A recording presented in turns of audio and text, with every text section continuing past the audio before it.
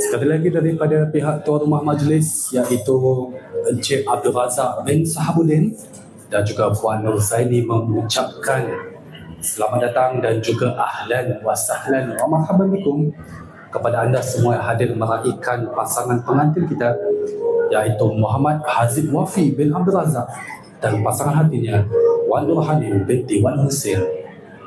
Ayo sama-sama kita mendoakan agar hubungan cinta mereka akan terus berkekalan bahagia sehingga ke syurga, dan sama-sama kita mendoakan agar kehidupan mereka akan sentiasa dilimpahi dengan sakinah, mawaddah dan juga rahmat. Amin amin ya rabbal alamin. Buat para tetamu, selamat datang kami ucapkan ahlan wa sahlan wa marhaban bikum. Terus sahaja ke jualah hidangan makanan yang telah disediakan dan terus sahaja menjamu selera, kerana pada hari ini pelbagai menu menarik, sedap dan lazat yang telah disediakan khas untuk anda, sama ada di sebelah dalam dewan, sama ada di sebelah kanan dan juga di sebelah kiri.